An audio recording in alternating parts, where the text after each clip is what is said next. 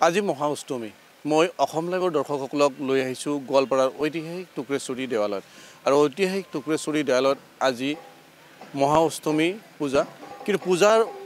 উৎসাহ নাই কাৰণ মই প্ৰথম দৃশ্যটোৱে দেখুৱাম কাৰণ পূজাৰ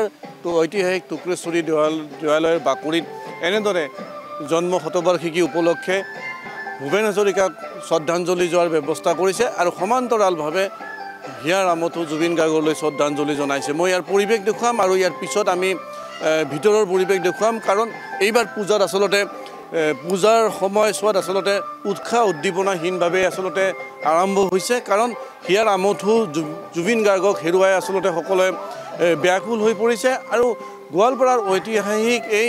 টুক্ৰেশ্বৰী দেৱালয়ৰ যি পৰিৱেশ সেই পৰিৱেশ দেখুওৱা মোৰ সহযোগী নিপুলে আছে ইয়াৰ লগত কাৰণ ৰজাদিনীয়া পৰম্পৰাৰে ইয়াত অনুষ্ঠিত হৈ আহিছে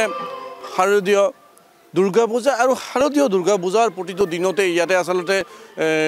যথেষ্ট সংখ্যক ভক্ত লাখ লাখ ভক্তৰ সমাগম হয় কিন্তু এইবেলি যথেষ্ট সেৰেঙা আৰু সেৰেঙাৰ কাৰণ এটাই জুবিন গাৰ্গৰ আচলতে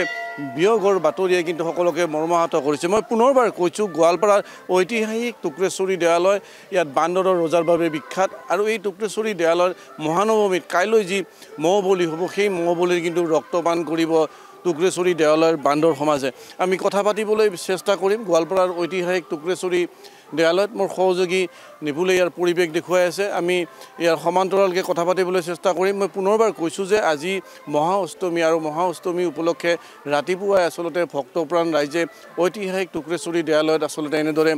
আহিছে দেৱীৰ আশীৰ্বাদ ল'বলৈ কিন্তু এইবাৰ আচলতে পুনৰবাৰ কৈছোঁ যথেষ্ট ব্যতিক্ৰম যোৱা বছৰ বা আগৰ দিনসমূহত চাওঁ যে ঐতিহাসিক টুক্ৰেশ্বৰী দেৱালয়ত যথেষ্ট ভিৰ হয় যথেষ্ট ভক্তৰ সমাগম হয় এইবাৰ কিছু সেৰেঙা উপস্থিতিৰ মাজতে পূজা অৰ্চনা চলিছে কি হয় পোনপ্ৰথমে মই নমস্কাৰ জনাইছোঁ আৰু সমূহ অসমবাসী ৰাইজক শাৰদীয় দুৰ্গা উৎসৱৰ প্ৰীতি আৰু শুভেচ্ছা জনাইছোঁ হয় আপুনি কোৱাৰ নিচিনাকৈ এই বছৰ আন বছৰৰ দৰে বহুত মানুহ দেখিবলৈ পোৱা যোৱা নাই যিহেতু আমাৰ আজি অষ্টমীৰ দিনাখন বহুত ভিৰ হয় বেলেগ সময়ত কিন্তু এই বছৰ বহুত মানুহ কম দেখা গৈছে যিহেতু জুবিনদাৰ অনুপস্থিতিয়ে গোটেই পৰিৱেশটোৱে সমগ্ৰ অসমবাসীকে সকলোৰে মনটো সেমেকা কৰি তুলিছে আৰু এই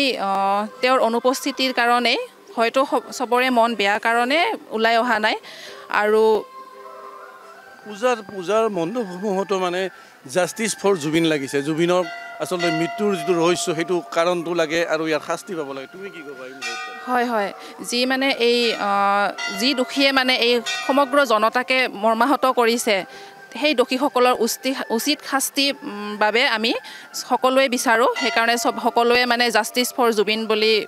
বিচাৰি আছে জাষ্টিছ লাগে আমাক জুবিনৰ সেয়া মোকো লাগে সকলোকে লাগে আচলতে পূজা মণ্ডপসমূহ বা মন্দিৰসমূহতো সেই একে কথা জাষ্টিছ ফৰ জুবিন মই ইয়াৰ কিছু ভিতৰৰ পৰিৱেশ দেখুৱাবলৈ চেষ্টা কৰিম আৰু মই পুনৰবাৰ কৈছোঁ গোৱালপাৰাৰ এই ঐতিহাসিক টুক্ৰেশ্বৰী দেৱালয় টুক্ৰেশ্বৰী দেৱালয় এই দেৱালয় কিন্তু তাহানি বিজনী ৰজাৰ দিনৰ পৰাই আচলতে ইয়াত পূজা অৰ্চনা অনুষ্ঠিত হৈ আহিছে কাৰণ ইয়াত ৰজাদিনীয়া যি পৰম্পৰা আৰু সেই পৰম্পৰাৰ লৈয়ে আচলতে ইয়াত পূজা অৰ্চনা হয় ইয়াত সদায় জাক জমকতাবিহীনভাৱে পূজা অৰ্চনা হৈ আহিছে মোৰ সহযোগী দেখুৱাইছে আজি অষ্টমীৰ দিনটোত এনেকৈ ভক্তই ইয়াত ভিৰ কৰা পৰিলক্ষিত হৈছে কাৰণ মই দৰ্শকসকলক জনাব বিচাৰিম গোৱালপাৰা ঐতিহাসিক টুক্ৰেশ্বৰীৰ এটা ঐতিহাসিক দিশ আছে আৰু সেই ঐতিহাসিক দিশটোত ইয়াত যিটো পূজা অৰ্চনা হয় ইয়াত আচলতে কেৱল ৰজাদিনীয়া যি পৰম্পৰা সেই পৰম্পৰাৰ মাজৰে অনুষ্ঠিত হৈ আহিছে মই আন এগৰাকী এই মন্দিৰত অহা ভক্তৰ লগত কথা পাতিম অকণমান যদি ঘূৰি দিয়া কি ক'বা আজি যিহেতু মহা অষ্টমী পূজা মন্দিৰত নমস্কাৰ প্ৰথমেতো দুৰ্গা পূজাৰ শুভেচ্ছা যাচিছোঁ সকলোকে আৰু আজি